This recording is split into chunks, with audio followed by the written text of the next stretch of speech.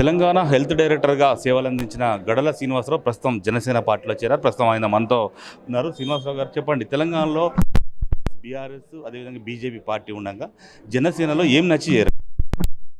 ప్రజాస్వామ్యంలో చాలా రాజకీయ పార్టీలు ఉంటాయి. కొన్ని పార్టీలు మాత్రమే విభిన్నంగా ఉంటాయి.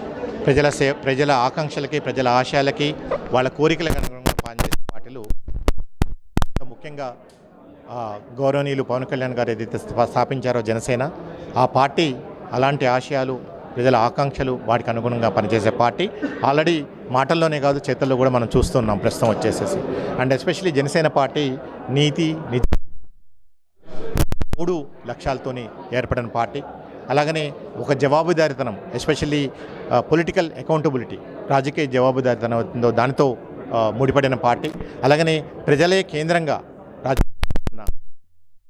వాళ్ళకున్న ఆకాంక్షలు, వాళ్ళ కోరికలు, ఆశయాలకు అనుగుణంగా చేసే పార్టీ. ఈ సిద్ధాంతాలను నచ్చి, అలాగనే ఏదైతే 15 సంవత్సరాల క్రితం వాళ్ళ ఆశల్ని, వాళ్ళ ఆకాంక్షల్ని, వాళ్ళ ఆశయాల్ని ఆల్రెడీ అప్పుడే అర్థం చేసుకున్న వ్యక్తి 15 సంవత్సరాల క్రితం. ఆ విధంగా ఈరోజు సక్సెస్ఫుల్గా నడిపిస్తున్నారు. ఒక పెద్ద రాష్ట్రానికి ఈరోజు ప్రజా సమస్యలను కూడా సత్వరమే వారికి పరిష్కరిస్తున్నారు. సో దానిలో భాగంగా కూడా తెలంగాణ జనసేన పార్టీని విస్తృతపరచాలనే ఉద్దేశంతో ఈరోజు నేను వారి సిద్ధాంతాలకి, పార్టీ సిద్ధాంతాలకి నచ్చి ఈరోజు జనసేన పార్టీలో చేయడం జరిగింది. పవన్ కళ్యాణ్ తెలంగాణకు వ్యతిరేకంగా చాలా సందర్భాల్లో మాట్లాడారు. తెలంగాణ రాజకీయాల్లో వేలు పెట్టే హక్కు కానీ, పోటీ చేసే హక్కు కానీ, ఇక రాజకీయాలు చేసే హక్కు గాను లేదు అంటూ కూడా అటు కాంగ్రెస్ పార్టీ కావచ్చు, తెలంగాణ రక్షణ సేన అధ్యక్షురాలు కవిత పదే వ్యాఖ్యలు చేస్తున్నారు. ఈ నేపథ్యంలో మీరు ఆ పార్టీలో చేరడంపై ఎలా? ప్రజాస్వామ్యంలో ప్రజలే న్యాయ నిర్ణేతలు. వ్యక్తులు, కొన్ని సంస్థలో న్యాయ నిర్ణేతలు కాదు, వాళ్ళ తీర్పులు ఇవ్వాల్సిన అవసరం లేదు. మన రాజ్యాంగం ప్రకారం ప్రతి పార్టీకి, ప్రతి వ్యక్తికి, ప్రతి రాజకీయ నాయుడికి ఎక్కడికైనా హక్కు ఉంది, ఎక్కడికైనా పార్టీ ఉంది. And especially Janasena party Telangana party కాదు, లేదా జనసేన అధ్యక్షుల వారు తెలంగాణకి వ్యతిరేకి, వారే క్లియర్గా చెప్పడం జరిగింది. పవన్ కళ్యాణ్ గారు కానీ తెలంగాణ ఒక గుండె చప్పుడు, ఒక ఆత్మాభిమానం, ఒక ఆత్మ నినాదం. అండ్ ఎస్పెషల్లీ తెలంగాణ రాష్ట్రంలో, తెలంగాణ గడ్డ మీద పుట్టిన పార్టీ జనసేన పార్టీ.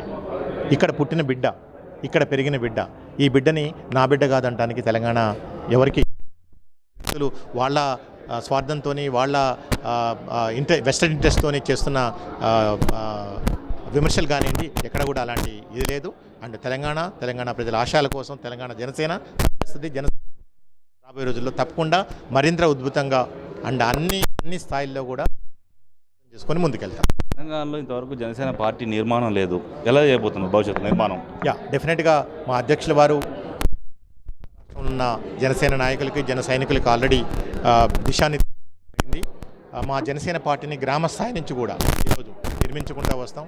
ఉన్న 33 జిల్లాల్లో, 10 ఉమ్మడి జిల్లాలతో పాటు ఉన్న 33 జిల్లాల్లో కూడా గ్రామ స్థాయి, తర్వాత మండల స్థాయి, జిల్లా స్థాయిలో మేము కన్స్ట్రక్టివ్గా పనిచేయడం జరిగింది. అన్ని రకాల ఆర్గనైజేషన్స్ని ఏదైతే ఉన్నా వాటిని రెండు కూడా మేము ఎస్టాబ్లిష్ చేసుకున్నాం. అండ్ తప్పకుండా మా వారు చెప్పినట్టు రాబోయే రోజుల్లో అది ఎలాంటి ఎలక్షన్స్లో కానివ్వండి మా రిప్రజెంటేషన్ ఉంటుంది.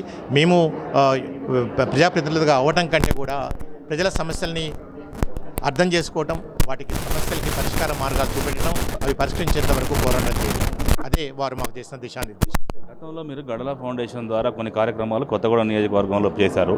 అయితే మీరు ఏమి ఆశించి చేరారు? అంటే మీకు ఎమ్మెల్యేగా పోటీ చేయాలని కొత్తగూడెం నుంచి అనుకుంటున్నారా వచ్చే ఎన్నికలు?